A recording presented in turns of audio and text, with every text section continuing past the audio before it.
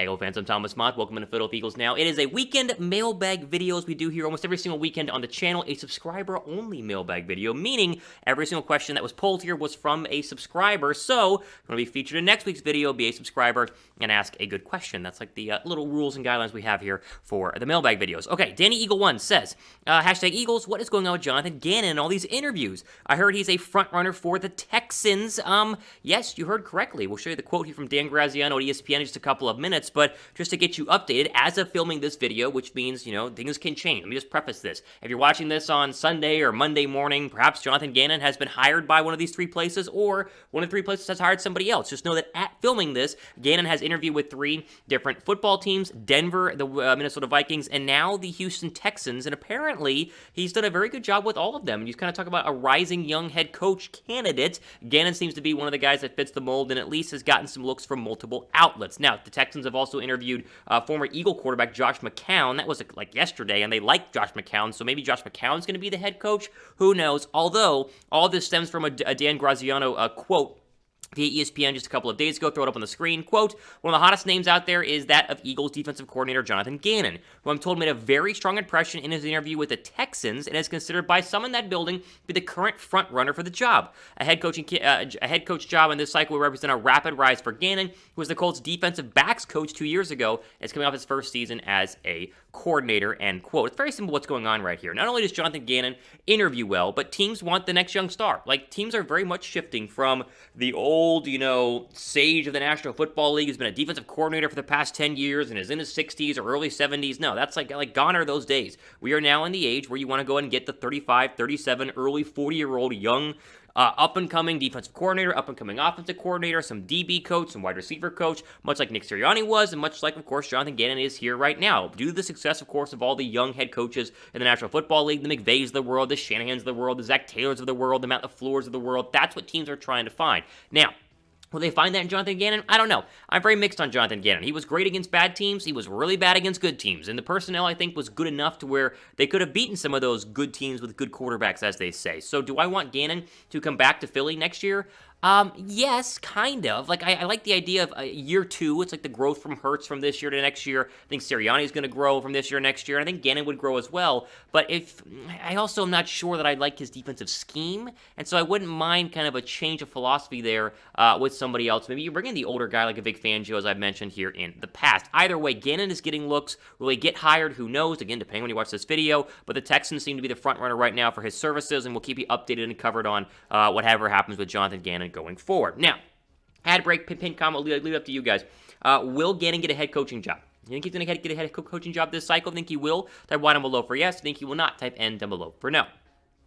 Next question here comes from Q Money the Best. Says, what's up, Thomas? I was wondering, since they said Hurts will be back, do you think he can improve? I'm not sure. I still think we should get Wilson or Watson if he's cleared, end quote. My whole thought process on Jalen Hurts has been very, very clear. I want to be the quarterback in 2022 and hopefully throughout the future. My thought process on the improvement is, why can't Hurts improve this offseason? Like, he very clearly improved from what he did last year to this year. In the 4 games last year, a lot of interceptions, very poor completion percentage, looked very much overwhelmed. This year, way less interceptions, and he still threw some, but it was way less in terms of the total pace that he was going. The accuracy did improve, and there was obviously a lot of wins underneath his belt as well. He was 1-3 as a starter last year, and then, of course, he went ahead and won essentially 9 games, albeit for the one that he sat out, or the 2 that he sat out, but that's beyond the point. He can definitely improve, and that's kind of my hope right now with Jalen Hurts, is that he gets another full off season. You get weapons around him in terms of other wide receivers, a defense that cannot, give as many points as they did at times, and I think that Hurts can have a really, really good year. The big thing he wants to improve on is accuracy in decision-making. Like every young quarterback, right? You got to be accurate with the football. I think that Hurts' biggest downfall is that he does tend to miss reads. And there were times in the playoff game, there were times during the regular season where you go back and watch the film and there's a wide-open Quez Watkins, there's a wide-open Devontae Smith, and he's missing in them or not seeing them at all. And that's where improvement has to really come. And that's where Wilson and Watson would definitely be an improvement. But I still ride Hurts. I still am excited about Hurts, and I think that he can definitely improve from what is essentially year 1.5 to year 2, even though he's going into year 3 because he basically didn't play there in year 1. Since he's going to be the starter, at least seeming so, in 2022, how many games will the Eagles win with Hurts at quarterback next year? Like, just your initial impression? How many? Double digit? 8, 9, 10, 11, 12? Let me know what you think down below right now. I'm hoping 10. I think 10 is the number right now we need to go ahead and sit on. It'll be an over-under of 8, I think, but I think 10 is going to be the number Philadelphia Philadelphia is going to get to next year. Christopher Roundtree Jr., a subscriber, says, other than Jalen Hurts, what players made the most progress this season? There are a lot of them. Philadelphia has a very impressive young core of players, and they showed me a lot, right? I mean, here's my 5. Jalen Hurts, obviously, just talked about him, okay? Milton Williams very quietly had a fantastic year and could really explode in year 2. And with Fletcher Cox aging out and kind of, maybe he's going to return, maybe he's not, but the production is way down, Williams is the very clear replacement. It turns out to be a very good draft pick from Philadelphia last year in round 3. TJ Edwards, I think, improved a ton. He basically didn't play at the beginning of the year and then finished off as your starting middle linebacker. Is it enough for him to keep the starting middle linebacker job? I don't know. I want to draft a linebacker, but I am impressed by Edwards.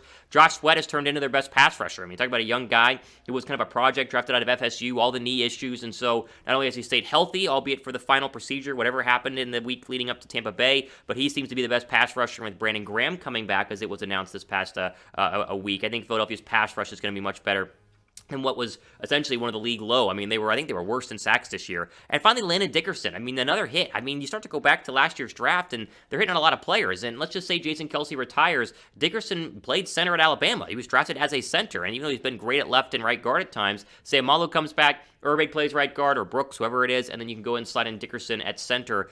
They have a very, very, very, very good-looking offensive line going into 2022. So a lot of guys were impressive, but those were the top 5 young guys, in my opinion. Again, emphasis there on young. Okay, we have had a flurry of new subscribers here to the channel, and I appreciate each and every one of you guys. Welcome in. Hopefully you enjoy kind of our short 10-minute get in, get out, everything you need to know about your Eagles, and then, move on with your life. That's our goal here on the channel. We are literally less than 60 away from 23K, like literally 23,000 subscribers. So help us get there by Monday, right? I'll do a video now here the weekend and then one on Monday. Hopefully we get to 23K going forward here on the weekend. If you like the channel, like what we do, notification bell and hit that subscribe button down below as well. Also, give a thumbs up for a little mailbag video here working on the weekend. Miguel Torres says, hey there, Thomas. Been here for a while, first time commenting. Welcome. What would you think about packaging up 2 first-round draft picks this year, 15, 16, to move up and get Oregon defensive end, Kayvon Thibodeau, I assume, and with our 19th pick, get Andre Booth, Lloyd, Leal, whichever is still available. Okay, I've gotten this question a lot, and while I don't hate it. Like, I'm not against moving up for one of the top pass rushers because we need pass rusher. I've talked about that in the past. Like, Brandon Graham is aging, and you basically have Josh Sweat and nobody else because they won't bring back Barnett and they won't bring back Ryan Kerrigan. The problem is that we need to understand, and I want to show you guys here today, just how expensive it is to trade up. Now, obviously, we're just going to go in the past and show you some previous, trades that happened to move up and to the top 5, top 6.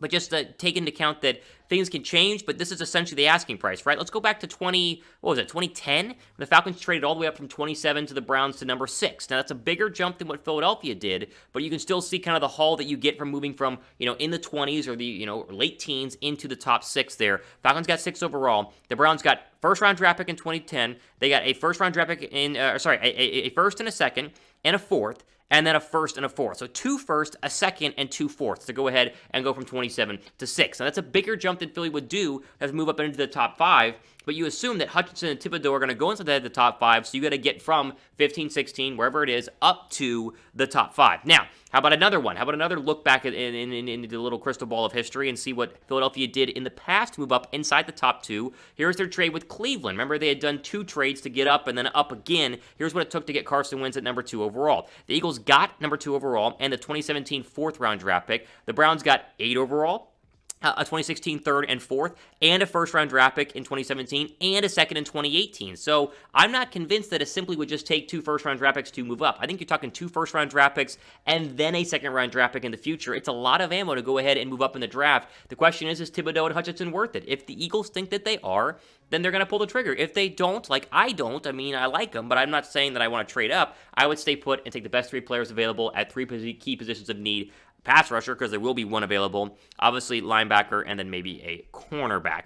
All right, before we get into the last couple of questions here, let's get into my bets of the weekend for divisional round with our friends at BetUS. Chatsports.com/EaglesBet is the link you need for a first-time signer-upper, I guess is a word, if you want to go ahead and bet on any of the NFL games this weekend. We got a promo code for you guys, Eagles125, get you a 125% deposit bonus whenever you first sign up. Here's where I'm going to go with my BetUS account this weekend. You can follow or not. Bengals plus 3.5 at Tennessee. The Derrick Henry factor is a factor, but I don't know if he's going to be King Henry, if he's going to be that big of a factor. I like the Bengals. They're hot right now, and I don't know how you stop Jamar Chase and Joe Burrow. I think the Niners are a hot football team. I think they're the hottest football team in the playoffs right now. It's going to be 8 degrees at Lambeau Field, and Jimmy G's never played in freezing temperatures. Actually, as an NFL quarterback, never played in a game below 32 degrees. Obviously, Aaron Rodgers has. Give me the Packers -6. Rams at Bucks, I'm going to take the over. I think we're going to have a classic shootout there in Tampa Bay. Weather is supposedly going to be good. I will take the Rams to go ahead and lose to the Bucks. I will take Tampa, but I'm going to take the over there in terms of the over-under. Bills +2 at the Chiefs. You have that famous picture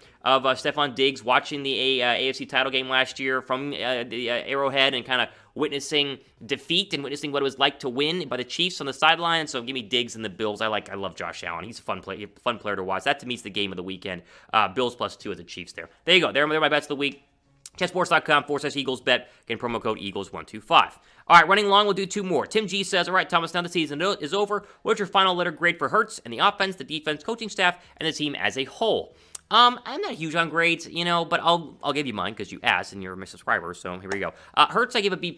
Again, he was really, really good at times, but the times that he was bad, it was very noticeable, and it hurt Philadelphia. And there were a couple of games they should have won. I think Hurts was a factor in losing those games, most notably that Giants game, right? The first Giants game, whatever week that was, when they just couldn't score points. B+ for Jalen Hurts. I think the Eagles' offense as a whole was a B-. You got to take into account that they were terrible the first 6 weeks, and then they were really, really good, and then they kind of stuttered there a little bit at the end. I like the rushing attack. I think it's fantastic and very sustainable, but they need to learn to throw the football a little bit better as a whole. Eagles defense gets a C+.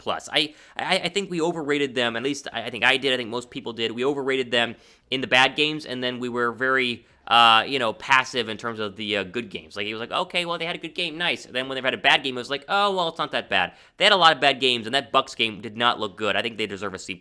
Special teams, Jake Elliott gets an A. The rest of the special teams gets like a C, and so we'll go ahead and kind of even it out as a B-. I think Siposs should not be the punter going forward. You saw that in the Bucks game, but I like Elliott. They got to figure out their return game. When was the last time Philadelphia had a return for a touchdown? Actually, it was last year with Reagor, but in reality, it did not look good this year. Team as a whole, I think it was a B-. Again, I think there's a lot of bright spots on this team, but at the same time, there was obviously a lot of losses because they still lost 8 games, and so things to improve on. All right, Brad Wegelin, sorry if I mispronounced your last name. Brad says, with 3 first-round draft picks, do you think it's realistic for several teams who could be calling the Eagles for a pick trade? I just don't see Roseman sitting on these 3 picks as he is. He likes to move up and down the board if it's a perceived advantage. I agree. I think Roseman's going to do something. I don't know what that is. Honestly, I could see Philadelphia trading back, and I saw this whole idea. I don't remember where it was, but it was essentially Philadelphia trades one of their first-round draft picks, maybe 15 overall, to move back into the second round and pick up an additional second-round draft pick and a first-round draft pick next year. That way they have 2 first-round draft picks this year and 2 next year. Now, the thought process there is that you still spend your 2 first-round draft picks here in 2022, but now you have 2 next year. And if you need to trade up for a quarterback, a.k.a. Bryce Young, you can go ahead and do so because the quarterback class is much better next year. And if you're not sold on Jalen Hurts after another season as a starting quarterback, you can then move on from him, right? I think if Hurts stinks next year, then for sure you got to move on from him and draft his replacement. So Philadelphia could set themselves up to have 2 first-round draft picks next year by trading back from one of them this year, therefore giving them ammo if needed to move up. If not, and Hurts is great, then you have 2 more first-round draft picks to spend on more weapons and more firepower and more talent. So I agree. The odds of Howie Roseman picking at 15, 16, and 19 this year and not moving at all, I think is very unlikely. Now, we'll see. I mean, Howie does weird things, and Howie does Howie things. And so we have a lot of time between now, end of January and the end of April. And so we'll discuss everything regarding that in the future. I'm pumped for the draft, though. Drop a like if you guys are excited for the NFL draft. Give me a thumbs up down below. Let's get 500 likes on this video. Come on, if you're still here, give this video a thumbs up for watching the rest of the video. I appreciate you guys. And of course, as we're out of time, this has been our Philadelphia Eagles mailbag video. If you want to be part of next week's mailbag video, use the hashtag Eagles in the comment section down below. Be a subscriber as well, and then ask a good question, and you could be polled for next week's mailbag video. Again, all for today on our Eagles mailbag video. Follow me on Twitter at @RealThomasMott. I answer a lot of DMs. We can chat while I'm not on the show. Hope you enjoy the rest of your weekend. Stay safe out there, and we'll see you guys on Monday.